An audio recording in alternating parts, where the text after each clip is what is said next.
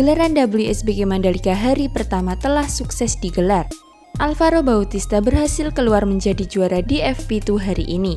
Free praktik di hari pertama ini berlangsung dengan cuaca mendung sedikit gerimis.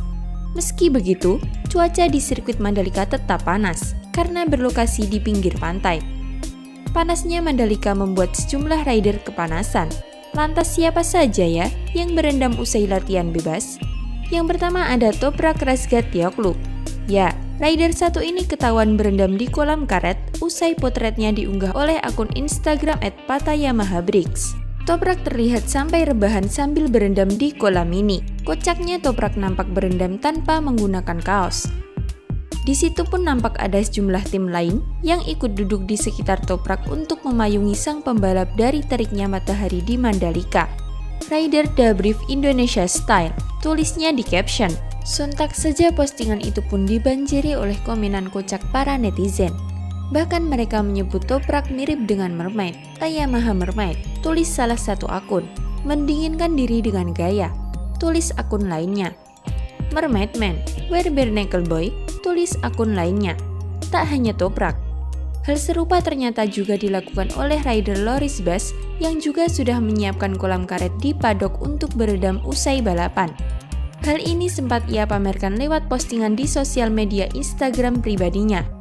Tak ketinggalan, rider asal Belanda Michelle Vardemark juga ikut berendam air es. Nampak Michelle bersama rekan setimnya berendam air es di kolam karet.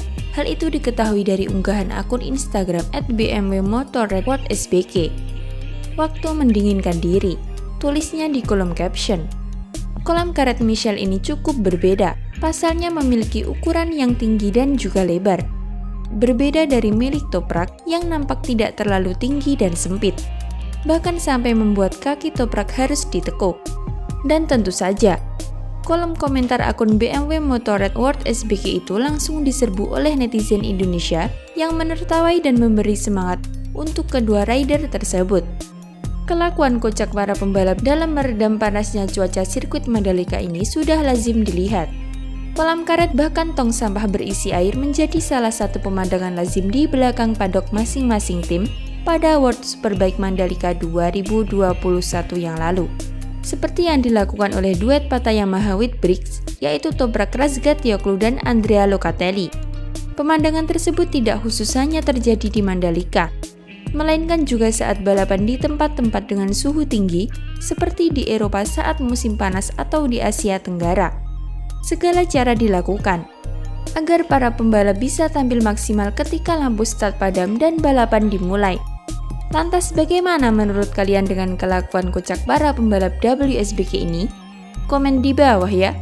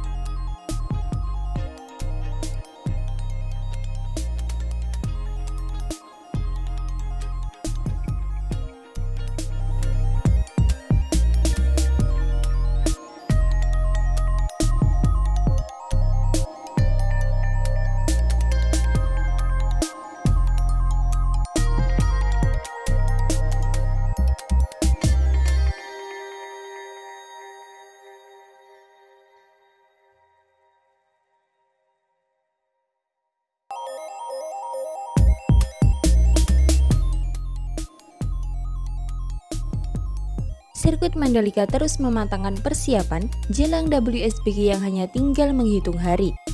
Persiapan trek, logistik, hingga fasilitas penunjang terus dilakukan oleh ITDC dan MGPA selaku promotor sirkuit Mandalika.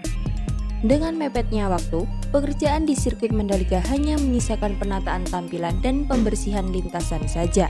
Salah satu penataan tampilan yang tak kalah penting untuk dilakukan sebelum gelaran WSBK adalah pengecatan lintasan sirkuit Mandalika yang meliputi track length, garis curb, serta track limit. Lantas sampai di mana ya progres pengecatan lintasan sirkuit Mandalika hingga saat ini? Kali ini diketahui garis curb sirkuit Mandalika telah rampung dicat. Sebagai informasi, pengecatan ini merupakan bagian dari track improvement. Sebelum dicat ulang, beberapa garis curb sirkuit Mandalika diubah menjadi curb Misano yang memiliki ukuran berbeda dari curb standar. Salah satu garis curb yang diubah ke model Misano adalah curb yang berada di tikungan 5 menuju tikungan ke-6. Usai dirubah ke model Misano dan dibersihkan, garis curb dicat oleh ahli road grip asal Inggris. Pengecatan ini pun diketahui gercep dilakukan, sehingga tidak memakan waktu yang lama. Selain garis curb, track limit juga diketahui akan segera dicat. Pengecatan track limit ini perlu dilakukan karena terdapat bekas ban para pembalap yang terlihat sangat mengganggu. Selain itu, pekerjaan di sirkuit Mandalika meliputi pemangkasan rumput hingga pembersihan trek area. Perlu diketahui, pembersihan trek diketahui menggunakan cairan khusus atau deterjen untuk mengepel aspal lapisan terakhir sirkuit Mandalika dan juga dengan teknik khusus sesuai standar internasional. Pembersihan dengan teknik ini terbukti sangat cepat. Dalam waktu yang singkat, permukaan aspal yang sebelumnya berwarna coklat langsung berubah warna menjadi hitam pekat dan nampak mewah.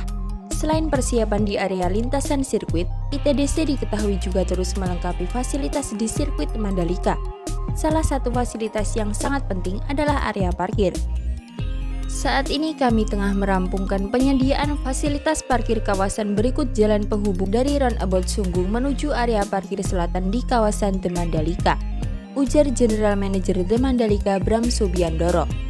Penataan fasilitas parkir di area sirkuit dan kawasan The Mandalika yang dilakukan meliputi pekerjaan pengerasan area kantong parkir, pemasangan penerangan jalan atau PJU dengan solar cell dan sinage penunjuk arah lot parkir.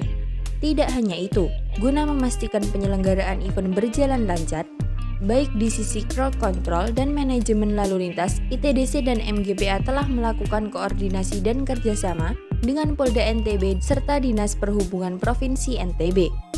Tentunya semua berharap gelaran WSBK Mandalika November mendatang dapat berjalan lancar dan berbeda dari tahun lalu. Lantas bagaimana menurut kalian dengan perkembangan sirkuit Mandalika hingga saat ini?